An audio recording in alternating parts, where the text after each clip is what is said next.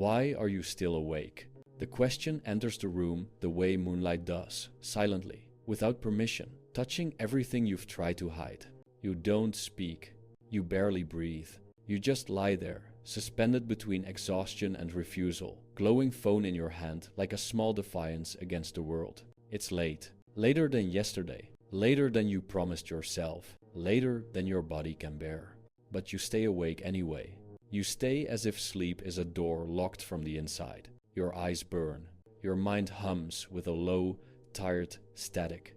And somewhere behind your ribs, a quiet ache pulses like a warning you've learned to ignore. The clock says 3:17 a.m., a time that feels less like a number and more like a confession whispered out of habit. You glance at it, not with surprise, but with a dull acceptance of someone who has repeated this ritual for far too long.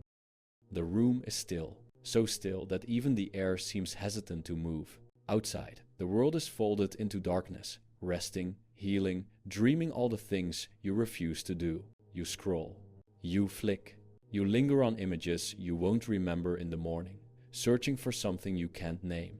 Something that is not entertainment, not pleasure, not distraction, something closer to a breath you've been holding for years. You tell yourself it's nothing, just a habit, just one more video, just one more minute. But deep down, beneath the justifications and the soft blue light, you know it's not just anything. You are here because the day took something from you. Something you're trying to reclaim in the hours when no one is watching. Something fragile. Something that feels like you. You think you're postponing sleep, but really, you're postponing tomorrow.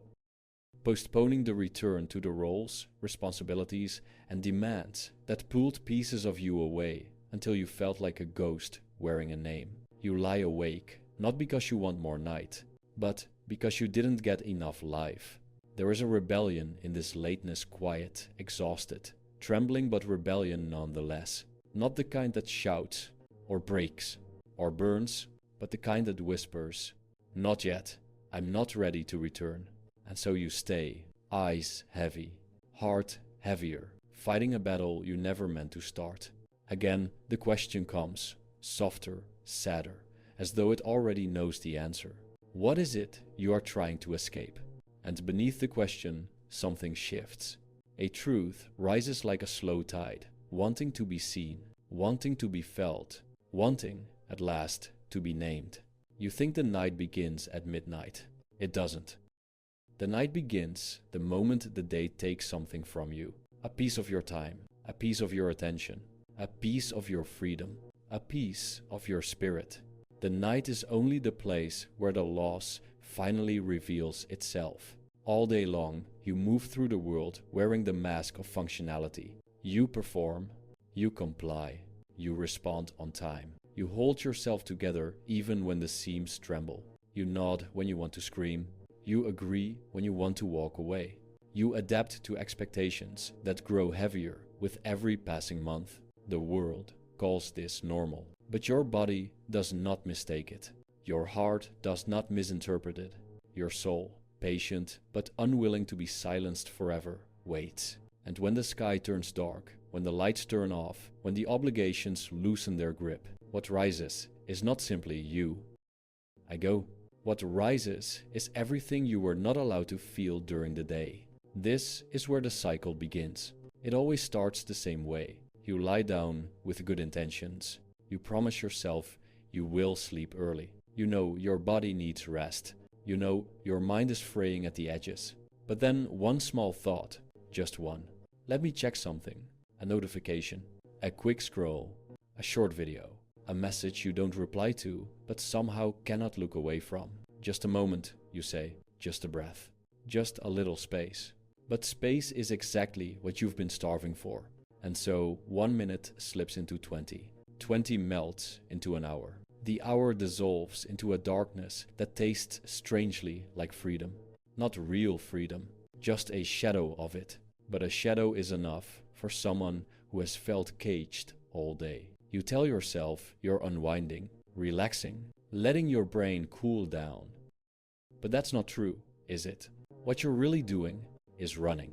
Running from the heaviness of the day. Running from the demands waiting for you tomorrow. running from the ache that you manage to ignore when there is sunlight, noise, responsibility. At night, nothing stands between you and the truth. So you reach for distraction as if it were oxygen, the hunger for time. There are two kinds of hunger in this world. There is the hunger for food, sharp, urgent, physical. And there is the hunger for time quiet, subtle, and devastating. It builds slowly, not in the stomach, but in the soul. It begins the first time you realize your day is not your own. The first time you wake up and your morning is already spoken for. The first time your calendar dictates your existence more than your desires do.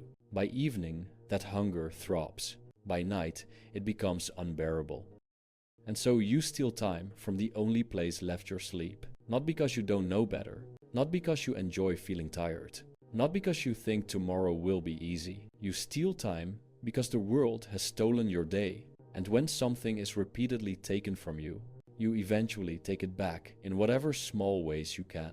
The night becomes a bargaining table. You negotiate with your future self. You trade hours of rest for moments of autonomy. You call it procrastination, but it feels more like survival. Here, in the silence, you can breathe fully for the first time. The shape of your thoughts returns. The weight of the world finally lifts enough for your shoulders to remember their true height. You know you will suffer tomorrow. But right now, at 2 Autoheltrits AM, you finally belong to yourself. The illusion of control. There is a strange comfort in the late hours. A warmth that rises despite the cold glow of your screen. At 3 AM, the world is asleep. No one needs you. No one interrupts you. No one asks for anything. No one measures your worth. You are, for a fleeting moment, untouchable. This is why it feels powerful. Not joyful, but powerful. The day reduces you. The night returns you. You thought you wanted rest. But what you wanted was control. Control over your time. Control over your choices. Control over the feeling of your own existence. So you hold onto the hour as if it were a rope keeping you from collapsing back into a life that swallows you whole. You know it's temporary. You know it's fragile. You know this reclaimed freedom has teeth. But in the darkness, fragility feels sacred. You embrace the illusion of control because the real thing feels impossible. You thought you wanted sleep, but what you wanted was your life back. Daylight is heavy. It arrives not like a sunrise, but like a command. You open your eyes, already behind, already tired, already chasing the expectations you left unfinished the night before. Your body hurts. Your mind feels thick. Your patience is thin. Your breath is shallow. You tell yourself you'll sleep early tonight. Of course you will. You have to. But the day keeps piling on. Tasks, deadlines, interruptions, responsibilities, small disappointments. Invisible cuts on the inside of your spirit. By evening, the storm has gathered. By night, it breaks. And once again, exhaustion and rebellion meet in the dark. You repeat the mantra you know intimately now. Not yet. Not yet. Not yet. You don't want more night. You want less day. The cycle is simple. The cycle is relentless. The cycle is quiet enough that you mistake it for your personality. You delay sleep to escape the day. Escaping the day makes the next day harder. A harder day makes the next night more unbearable. A more unbearable night makes the cycle feel inevitable. You call yourself lazy, undisciplined, irresponsible. But guilt is just a story you learn to tell yourself, so you wouldn't have to confront the deeper truth. You are not avoiding sleep. You are avoiding the version of yourself the day requires you to be. You do not procrastinate because you enjoy it. You procrastinate because you feel powerless. And scrolling becomes the only place where the world cannot touch you. It is the gentlest form of self-destruction, one that feels like comfort, one that looks like rest, one that tastes like freedom, even as it drains the life out of you. You stay up because you feel like you've lost something, and you don't know how else to get it back. Borrowed hours, silent consequences. You wake up tired. And then you hate yourself for being tired. And then you punish yourself for not being stronger. And then you fail to be stronger because you are tired. This is the loop. the invisible storm no one sees, the downward spiral you silently manage. Your body begins to forget what real rest feels like. Your mind becomes a fog. Your emotions flatten or sharpen or both, unpredictably. And yet, when night returns, so does the hunger, so does the rebellion, so does the quiet voice whispering that this is your only time, your only control, your only refuge. And so the cycle continues, eating its way through your days, swallowing your nights, leaving behind a trail of half-lived hours. You feel empty, drained, depleted. But emptiness is easier than helplessness, and depletion is easier than surrender. So you return to the ritual again and again and again. If you look closely, no, more closely than that, you'll see that this cycle is not about sleep at all. It is about grief. Grief for the time you lost. Grief for the days that never felt like yours. Grief for the version of you that hoped adulthood would feel different. Grief for the dreams that daylight forced you to postpone. Grief for the life you imagined before responsibility and survival took precedence. You stay awake not to enjoy the night, but to mourn the day. You scroll because silence would reveal too much. You distract because stillness would uncover the truth. You refuse sleep because sleep would deliver you into another morning where the cycle repeats. You thought you needed discipline, but what you needed was permission. Permission to feel what the day would not let you feel. Permission to reclaim what slipped from your hands. Permission to rest before the world said you were allowed to. And the deepest truth, you thought you hated sleep, but you hated waking up to a life that did not feel like yours. There comes a moment quiet, unmarked, almost invisible, when the mind stops searching outward and begins turning inward. It is not a choice. It is not an act of will, it is simply what happens. When exhaustion reaches the bone, and the stories you've been telling yourself can no longer hold their shape, the night is no longer entertainment, no longer rebellion, no longer distraction. It becomes a mirror, a still one, a patient one, a mirror that reflects not your face, but the weight you've been carrying beneath your skin, and the descent begins, not downward, but inward. Into the inner rooms you have avoided for years. Sit with this, not the reasons, not the explanations, not the justifications you've repeated so many times they feel factual. Sit with the feeling beneath them, that soft trembling inside your chest, that familiar pressure behind your eyes, that quiet ache that appears whenever the world goes silent. This is where the truth lives, not in the cycle itself, but in the part of you the cycle protects. Because staying awake was never about defiance. It was about shielding something fragile, something worn, something that once asked for gentleness, and received responsibility instead. When you look closely, gently, not with judgment, you see this. The tired version of you is not the problem. The tired version of you is a younger you, still waiting for the permission to rest. A version of you who learned too early that slowing down is dangerous, that stillness is unsafe, that rest is something you must earn through perfection, productivity, or pain. You didn't choose this belief. It was given to you, inherited. Absorbed through the cracks of childhood evenings, where you lay awake in dark rooms, listening to the weight of expectations creak through the walls. Back then, you didn't stay up out of rebellion. You stayed up because your mind never learned the shape of peace. And even now, decades later, your body remembers the vigilance, the waiting, the sense that the world will collapse if you dare to close your eyes. You call it procrastination, but the body knows better. It is fear, a quiet, old fear wearing the mask of habit. Listen not to your thoughts. They will try to explain, to rationalize, to bargain. Listen to the space beneath them, the softness, the trembling, the longing. Longing for what? Not more hours in the night, not more time on your phone, not more stimulation. Something simpler, something keener. You long for a life that doesn't hurt to return to. A morning that doesn't feel like a sentence, a day that doesn't devour you. And inside this longing, you find the truth of your rebellion. You did not stay awake because you wanted to defeat sleep. You stayed awake because you could not bear to abandon yourself for another day. The descent softens you. It loosens the armor. It dissolves the stories. It lets the unspoken rise. And as it rises, you begin to see you are not undisciplined. You are not broken. You are not weak. You are not a failure. You are tired.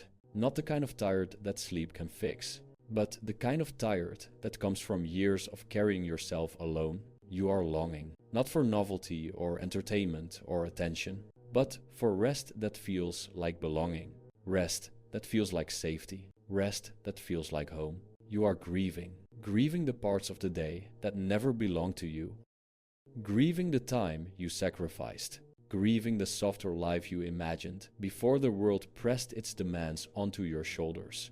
You are searching, not for distractions, but for a doorway back into yourself. And every night, even as you scroll, even as you postpone sleep, even as you wander through screens and silence, what you are really searching for is a feeling you cannot name, but instantly recognize when it appears. A moment of peace. A moment where nothing is required of you. A moment where you do not have to prove anything. A moment where you can exist without being consumed. This is the descent, the returning, the quiet awakening. You sink not to escape, but to finally hear the truth that daylight drowns. The truth that whispers, as softly as a breath on glass. You do not need to earn rest. You only need to remember you deserve it.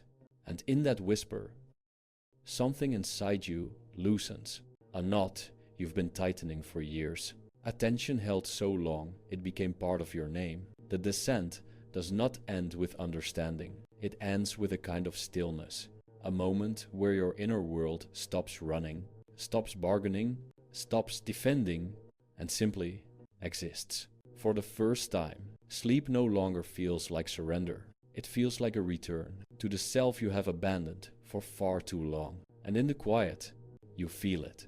Awareness settling, like dust in a room finally closed from the wind. Like water finding the shape of its container. Like the truth stepping out from behind the noise.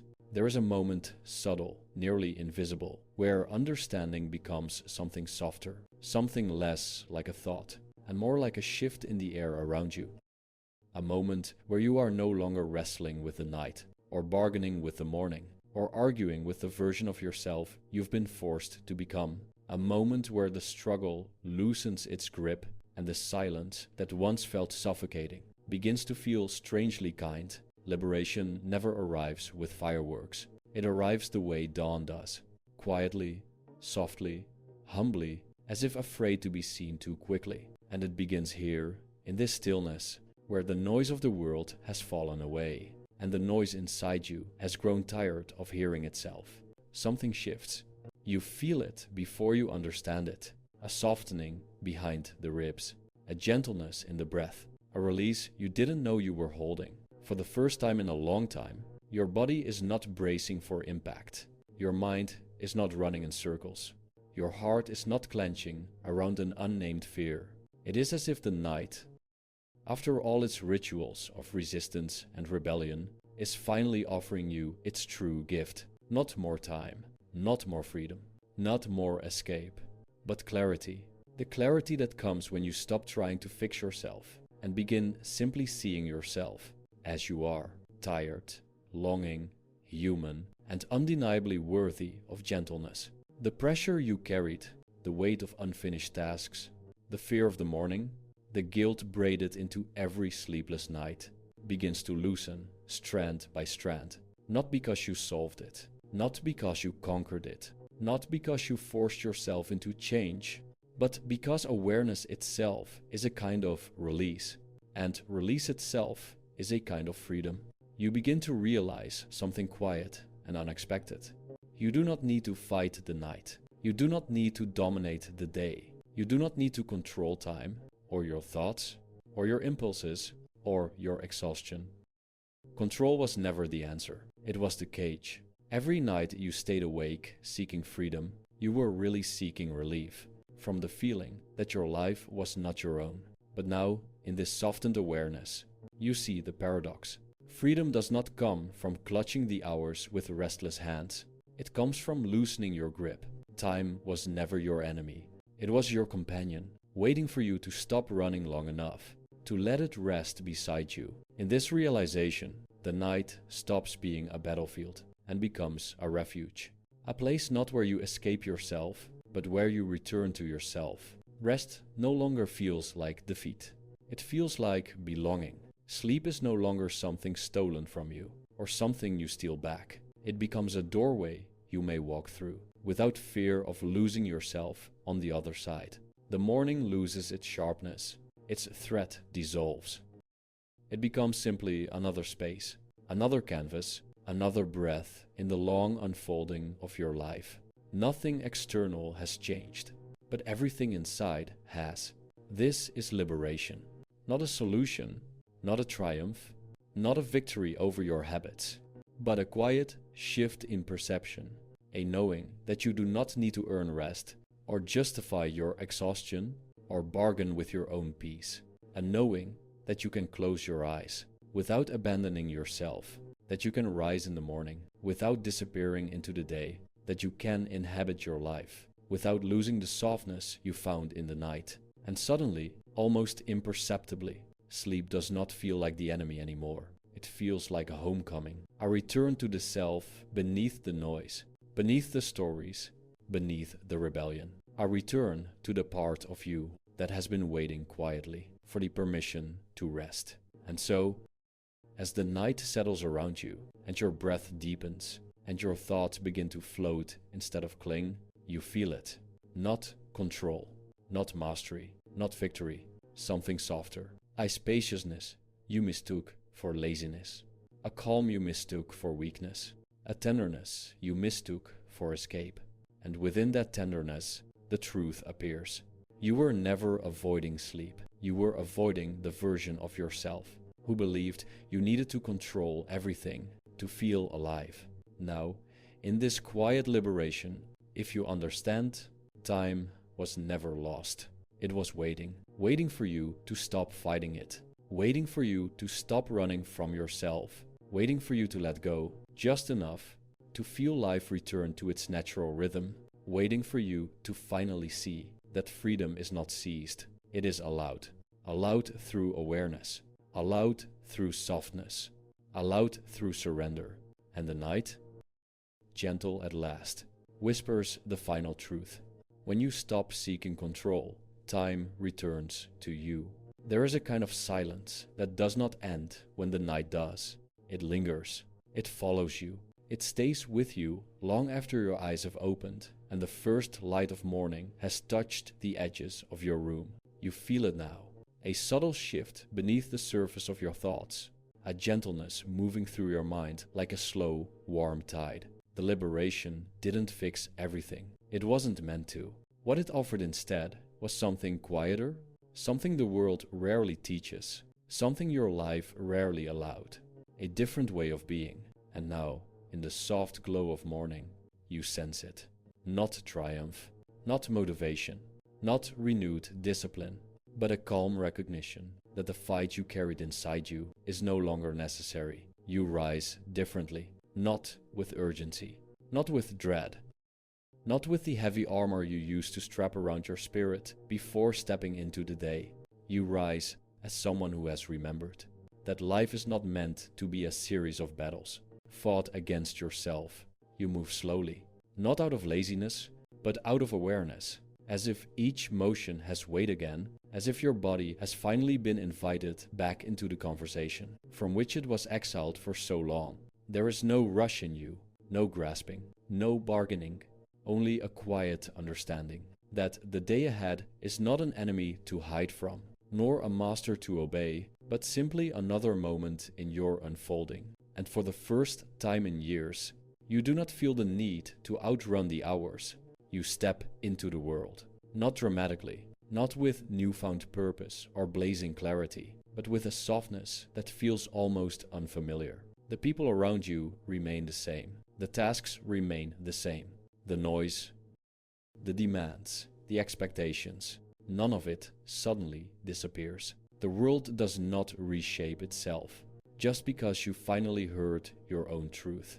But you notice something extraordinary. Your relationship with the world is shifting because your relationship with yourself has begun to heal. Where you once felt compressed, you now feel spacious. Where you once braced for the day, you now move through it. Where you once carried yourself as a burden, you now carry yourself as a being. A quiet being, a tired being, but a worthy being, worthy of rest, worthy of time, worthy of existence without fear. This does not mean every night will be peaceful. It does not mean you will sleep early, or wake clear-minded, or walk through your days free of resistance. Healing is not a straight line. Awareness does not rewrite your habits overnight. The old patterns may return.